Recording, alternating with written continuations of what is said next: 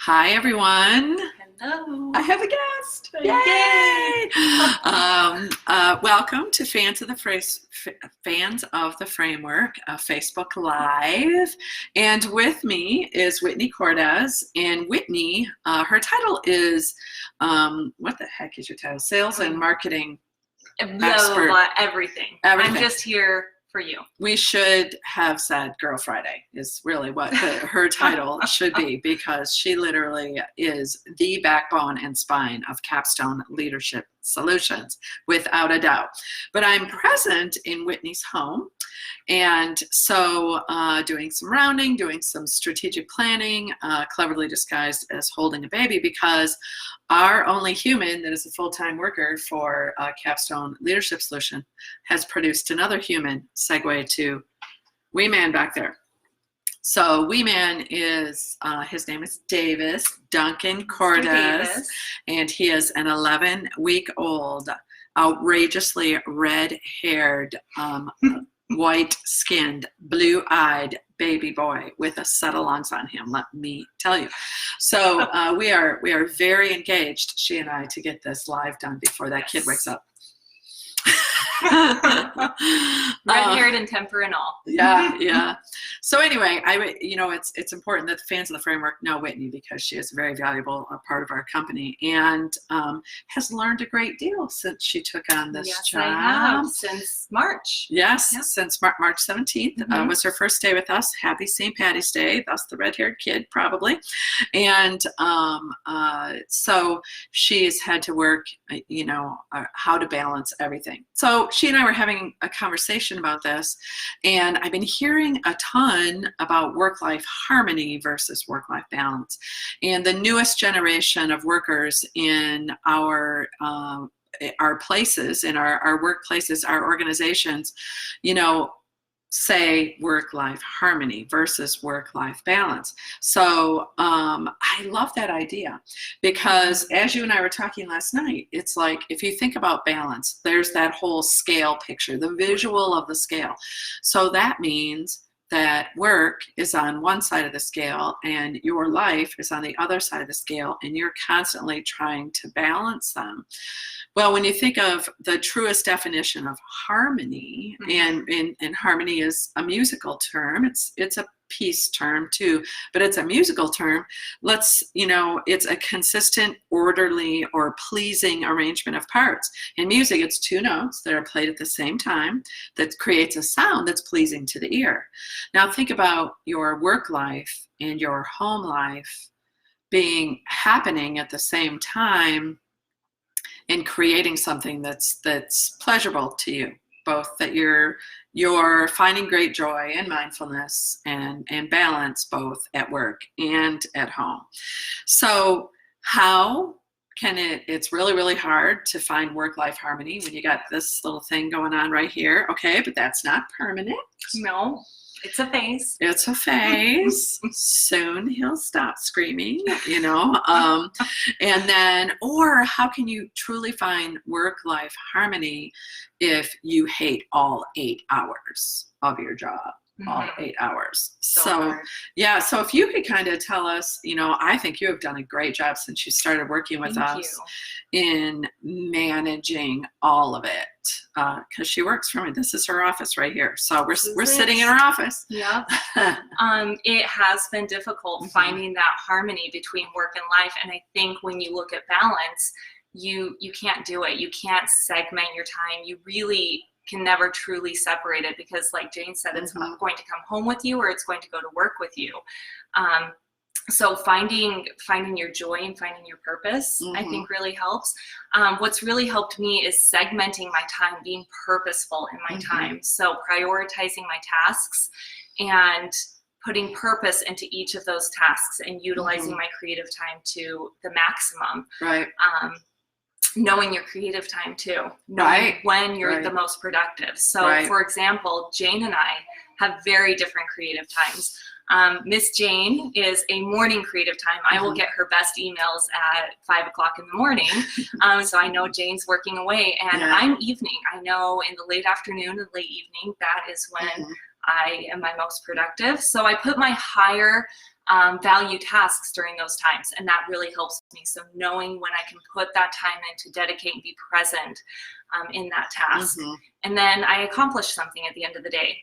And it's not just cleaning up my email inbox. Right. It feels good to do that, but that's Right. not a high value task to complete. Sure. Sure, absolutely. Really focusing on those high value tasks and goals. Well, and those things make you happy too. Yes. Like, you know, at 11 o'clock at night, I'll get this happy sounding email from her that's like, look what I created. You know, you're going to Viroqua this week and you need a PowerPoint, and look at what I created for you and for your audiences. It's like, oh my God, that's beautiful. How did you do that? Like, why did you do that at 10 o'clock at night? Well, not everybody's different. So really knowing yourself. Yes. Like really knowing when is it best for me to do my highest priority work, and I'm different from everyone, and you have to advocate for yourself. That's for sure. Absolutely. So what about another discovery you've made is how much time things take, being truthful about that. Things always take way more time than you think. Yeah. Even though I knew that before coming into this job, having that optimistic view of, I can hurry and get that done. Right. I can crash it out in an hour, and 2 or 3 hours later, I'm still working on it. So being truthful about your time and the time it takes for those tasks. Because I feel like you're doing yourself a disservice if you do try to plow through those tasks without knowing and accommodating the time it takes. Sure. And then I think you just feel like you're plowing through. You're just trying to get to the end of it. Yeah. Got it out. Yeah. For sure. You know, another suggestion we have, and actually there's a great article called, you know, by Life Hack. Of course, everything's a life hack now. But knowing your purpose, knowing your why, and this is advice that we give to leaders all the time, is really what truly brings you joy. And if you say, okay, well, let's achieve work-life harmony or even work-life balance, but I truly don't find joy in my work, and I truly don't see any way to balance it because work sucks right now, right? Work sucks right now. I've got this big, huge thing going on and it sucks. Well, again, just like this little man here screaming every 5 minutes is not permanent, that isn't permanent as well. And can you see beyond it and know what gives me joy? What truly do I like and find happiness in work? What is it? And I really, really, really need to make sure that I touch that every day, because something that we've coached Whitney on, you know, serving our partners. She loves that. Loves it. And our partners are amazing people. Like, you know, hello, Stacy and Cindy out there, and Erica. They're amazing people. And so that feedback that she gets from them, but that's not what we need her to do. That's not a priority. Other things. That we've set for her. And so you can touch the partners every day, a little bit every day, just to fill your bucket. But then you get out of there and you do these other things, right? I get my high value priority tasks that I have to focus on being present for. And chunk. Yes. Yep. So knowing your purpose, sometimes I think that we as leaders have really got to, you know, guide others to their purpose as well. I recently wrote a thank you note to a conference organizer. OR manager has a conference organizer. Her name is Taylor.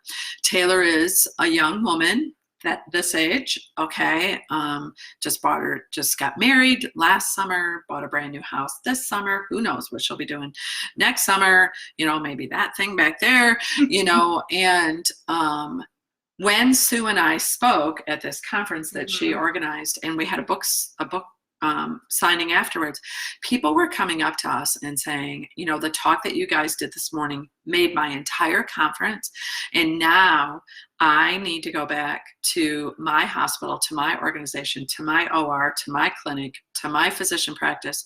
I need to put goals in place. I need to focus on the right things. I now have a plan that I've never had before, and I feel like I'm going to be successful as a leader. I mean, Sue and I just were like, our jaws were dropping. So I really felt like Taylor needed to know that what the job that she does saves lives. Absolutely. So does yours, right? We have to find that. Yeah, the support that you give the partners, the reason why it feels so good to you, besides the fact that they're amazing, over-the-top people, but it feels good to you because you know you're making a huge difference. And then the end is employees are happier, patients are getting better care, and there's communities out there of people that are being affected by the work that we do. So we can't lose sight of that. Can't lose it. Got to think about it. Got to have it. Why do you get out of bed in the morning? Right? What is it? And put it in front of yourself every single day. And you know, another life hack is delegation. To delegate. And don't forget, you might be denying someone the opportunity to really grow. You know, Sue and I say this all the time about our coaches. We say it about Whitney, is that we're going to have to not give you more, but give you more that feeds you.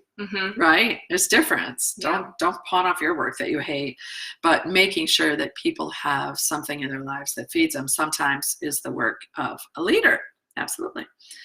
Any other pearls of wisdom before I go into their call to action?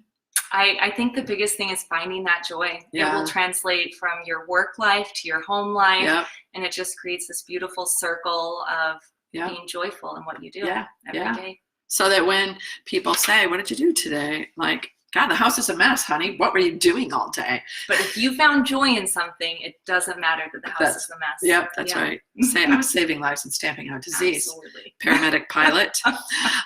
So, you know, one of the thoughts that I had too is that it's so unfair that people don't become leaders because they see the time. They see us as leaders with this, you know, oh no, I have to work 60 hours a week. I have to work 50 hours a week. It's so much time. I miss my kids this. I'm out of balance. I'm burnout. I'm whatever. And then we paint this awful picture of leadership to people who likely could be very, very good at it. Wearing busyness as a badge of honor. Yes, Yeah. That is what we do. Murdering busyness. So we need to assist for, you know, future leaders of generations. And, you know, I had a mentor who did a great job for me saying, you know, by being a great leader, you're going to affect the healthcare of your community way more than you ever could have by staying a great night shift nurse in the emergency room. Wow. By staying, you know, the assistant to a CNO in Prescott, Arizona, that, you know, that those were both very impactful jobs, but, you know, now we're really helping healthcare be a better place to work. Absolutely. So as all of you are. So balance indeed, seek harmony instead of balance. We'll have it right all along. So our call to action for you, Whitney is working on a marketing campaign right now. We have another cohort coming up in the beginning of 2020, January 2020, that is a new leader boot camp. It's a year of online webinars. We're probably going to make them bi-weekly webinars done live by Sue and I, and one-on-one coaching. So if you know a new leader, share the word, spread the word out there, and assist us in getting as many, you know, a succession plan in place with the new leader bootcamp. Well, thank you, Miss Whitney. Share the love. Yeah.